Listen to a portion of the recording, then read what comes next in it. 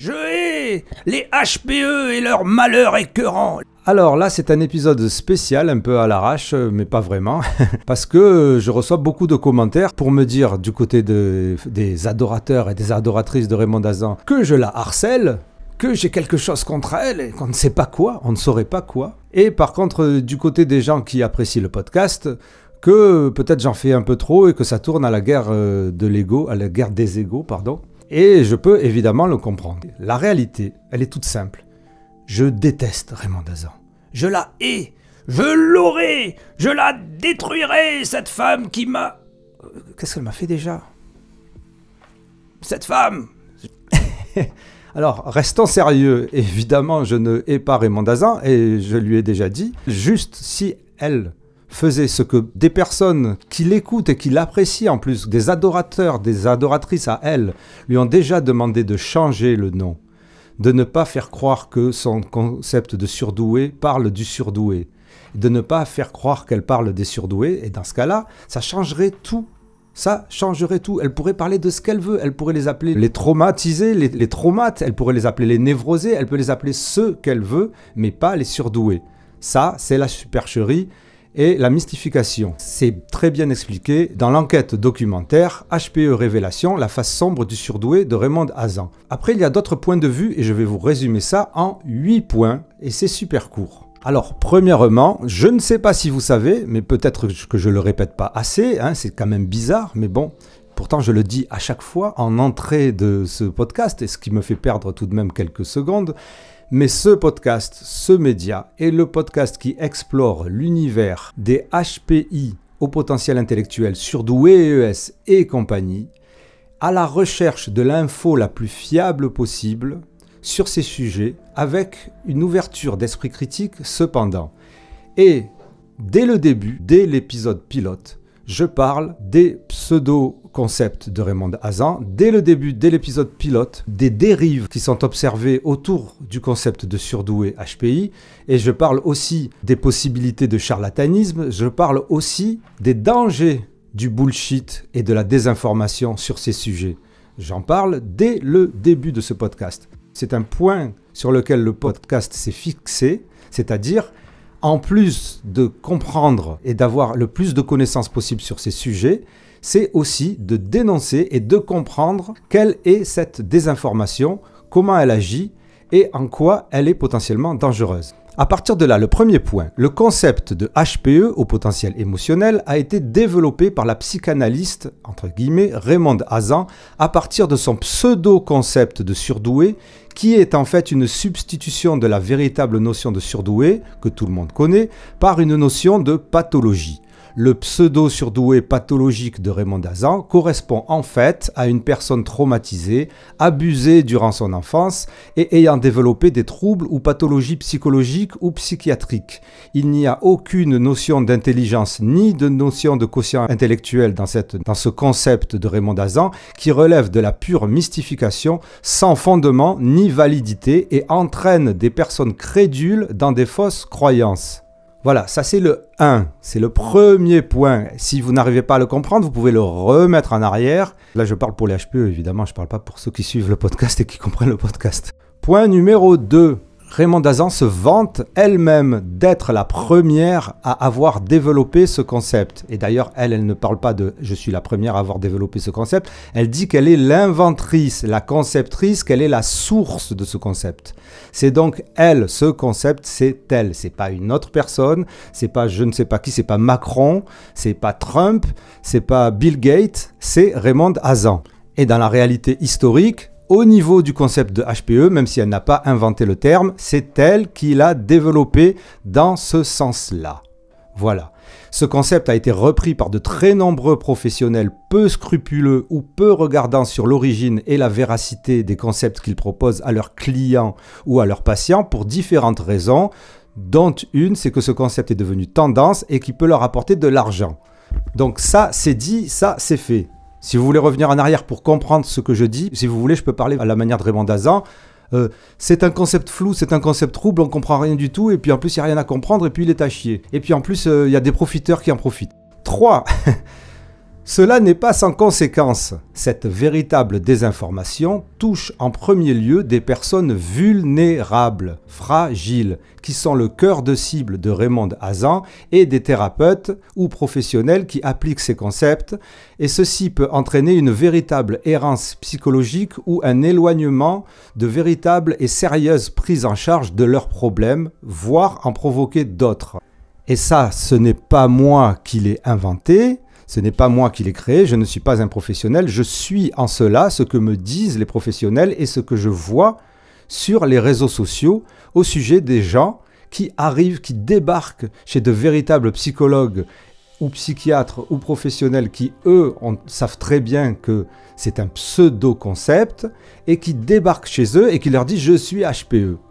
Et donc là, il faut les déconstruire, il faut essayer de faire tout un travail, 2 fois plus de travail que d'ordinaire avec ces personnes-là, parce qu'elles sont dans un déterminisme, elles se croient quelque chose qu'elles ne sont pas, puisque cela n'existe pas. Je ne vais pas me répéter 150 fois, cela n'existe pas. Et nous parlons donc de santé mentale, et ce n'est pas à prendre à la légère, pour personne. C'est grave. 4. Le concept de HPE, donc le concept de surdoué de Raymond Hazan, a été élu le concept le plus désinformateur de l'année, en fin d'année 2022, par les followers de ce podcast, avec des centaines de votes. En conséquence, j'ai réalisé une enquête documentaire qui visait à expliquer et dénoncer les dérives et dangers potentiels générés par son discours depuis plusieurs années, discours devenu tendance, sachant qu'elle a aussi le relais de certains médias et de certains gros médias comme l'émission TMTP de Cyril Hanouna, ou TPMP, bref, peu importe. Chez qui elle est l'invitée, où elle est présentée comme soi-disant spécialiste surdouée des surdoués, ce qu'elle n'est pas. Si le résultat de la consultation HPI Bullshit Awards avait été, par exemple, au lieu que ça soit le HPE, ça aurait été, comme ça a failli l'être, l'autodiagnostic. Dans ce cas-là, l'enquête documentaire du podcast aurait été sur l'autodiagnostic. Ça s'appelle être en conformité avec ses engagements et essayer de comprendre ce que les électeurs dans cette consultation ont voulu dire par le sujet qui les préoccupe le plus, le sujet qu'ils considèrent comme étant le plus bullshit, comme étant le plus désinformateur sur les sujets surdoués HPI, c'est le HPE. Et c'est pas un petit score qu'a obtenu le HPE, c'est 18% sur 25 propositions et toutes les autres propositions étaient très loin derrière. C'est donc un raz-de-marée, ça voulait dire quelque chose et ça signifie quelque chose. Et je le vois depuis 2 ans et demi que j'ai créé le podcast, le HPE, c'est le problème, c'est l'épine dans la chaussure de l'univers surdoué. Donc là aussi, si vous ne comprenez pas, j'y peux rien, remettez en arrière et essayez de réécouter ce que je viens de dire de la manière la plus tranquille possible. 5. Parallèlement à cette enquête documentaire, de nombreux autres articles sont sortis pour dénoncer le HPE et dénoncer les dérives autour des HPI surdoués, que ce soit des articles faits par des spécialistes, des psychologues, des neuropsychologues ou par Le Point, L'Express et Le Canard enchaîné. Tous ces articles revenaient immanquablement sur Raymond Hazan, ses diagnostics par téléphone à 120 € les 45 minutes, ainsi que sa personnalité. Le reportage qui est sorti sur M6 fin avril montrait très précisément comment Raymond Hazan, que tout le monde a pu reconnaître malgré qu'elle soit floutée, opère lors de ses pseudo-diagnostics surdoués par téléphone. Et c'était un véritable scoop qui complétait parfaitement l'enquête documentaire du podcast qui n'avait pas pu lui faire quelque chose de précis sur les diagnostics de Raymond Hazan. Mais je vous l'avais déjà dit parce qu'elle le dit elle-même, ces diagnostics ne comportent aucune méthodologie. Elle peut reconnaître un ou une surdouée, pseudo-surdouée encore une fois. Nous parlons de surdouée tel que Raymond Hazan le définit, c'est-à-dire une personne pathologiquement malade. Elle peut reconnaître ce genre de personnes au feeling, avec des antennes, parce qu'elles seraient connectées avec eux, parce qu'ils auraient une fréquence vibratoire cosmique, ou allez savoir, appelez-le comme vous voulez, qu'elle peut réussir à déceler en quelques minutes. Et c'est elle qui le dit, ce n'est pas moi. Donc c'est assez grave, ça colle avec ce que le reportage d'M6 a pu trouver et percer à jour, la supercherie de son discours et de ses diagnostics. Si cela, vous ne le comprenez pas, Je ne sais pas comment il faut l'expliquer différemment. Ce podcast, ce média, c'est un média qui colle à l'actualité. C'est pour ça que j'ai fait des trucs sur l'hypersensibilité, parce qu'il y a une nouvelle échelle d'hypersensibilité qui vient de sortir et c'était important. C'est pour ça que j'ai fait des sujets sur ça en rebondissant sur l'actualité comme n'importe quel média pour proposer une information la plus précise donc sur ce que les répercussions du documentaire et les répercussions du reportage d'M6 proposaient en allant plus loin qu'M6 parce que M6 n'avait pas les mêmes objectifs que ce podcast. Les révélations d'Intensément Podcast n'ont pas été sans impact et je pense ont été un élément déclencheur de la vidéo de Raymond Hazan qu'elle a postée il y a quelques jours à l'arrache pour tenter grossièrement de se disculper. Et là aussi, il fallait que le podcast rebondisse sur ça puisque ça faisait partie de l'actualité. C'était la suite logique de ce que le podcast avait trouvé et de ce que le reportage d'M6 avait pu montrer et démontrer. Il s'agit d'un véritable scandale, d'une véritable affaire, et ce média est le seul média qui couvre cette affaire, le seul média. Alors vous pouvez dire que c'est du harcèlement si vous en avez envie, mais lorsque Mbappé fait un mauvais match et que pendant toute une semaine, il y a toute la presse qui raconte le match et qui revient sur le match, on n'appelle pas ça du harcèlement. Lorsqu'un lanceur d'alerte dit par exemple qu'il y a tant de pesticides dans je sais pas quoi, on n'appelle pas ça du harcèlement lorsqu'on revient régulièrement dessus et qu'on dénonce la compagnie qui a lâché ses pesticides dans telle ou telle rivière. Le podcast, et c'est le point numéro 7, agit aussi comme un lanceur d'alerte. Prenez-le de cette manière. Lanceur d'alerte sur un sujet grave, pas assez couvert par les autres médias. Et je précise même le message. En dehors de Raymond Hazan qui revendique sa technique, si un professionnel, quel qu'il soit, psychologue, psychiatre ou autre, relaie ce genre de message créé par Raymond Hazan, il est important de comprendre que cette personne vous propose une notion trouble qui vient de la même personne qui a été enregistrée en train de diagnostiquer un client en moins de 15 minutes sur des critères complètement hallucinants, abracadabrantesques et charlatanesques. Par exemple, votre père était bûcheron, alors il pourrait être un surdoué car tous les surdoués aiment la nature. Pour proposer de suite après une formation à 4 000 €. Ce genre de personnes donc propage des informations non seulement fausses, mais très potentiellement dangereuses. Et il est important d'agir, il ne faut pas les laisser faire. Ce n'est pas parce qu'il n'y a pas beaucoup de médias qui agissent qu'il ne faut pas le faire, parce que cette cause est juste. Et cette cause, la désinformation sur la santé mentale, devrait être une cause plus que nationale. Voilà, j'espère que je me suis bien exprimé.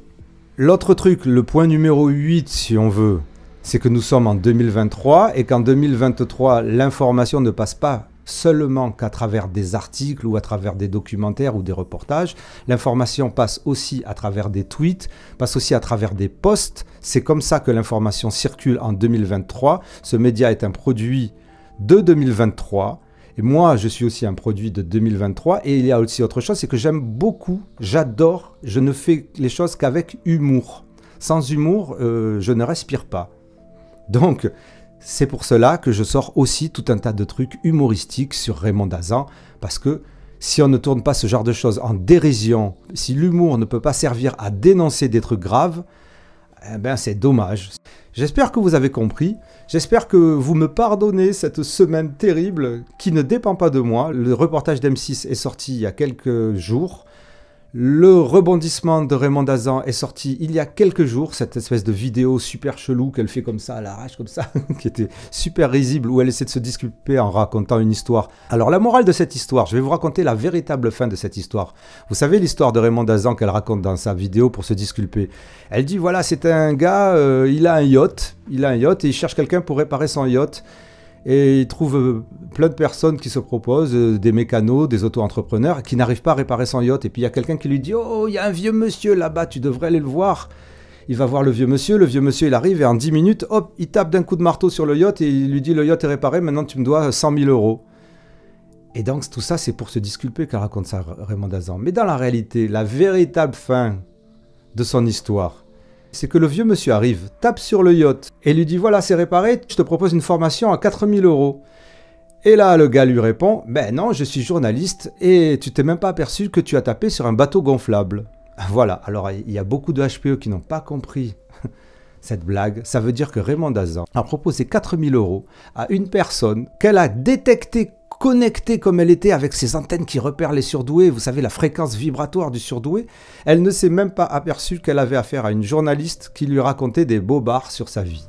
Elle ne s'en est même pas aperçue, elle n'a même pas détecté, il n'y a rien de vibratoire, elle n'a été connectée à aucune des questions de la journaliste. Et lorsque la journaliste lui a dit à l'arrache, mon père il était bûcheron, elle a dit, oh là, bûcheron, ça c'était très certainement un surdoué, parce que les surdoués aiment la nature. C'était le diagnostic le plus ridicule de l'histoire.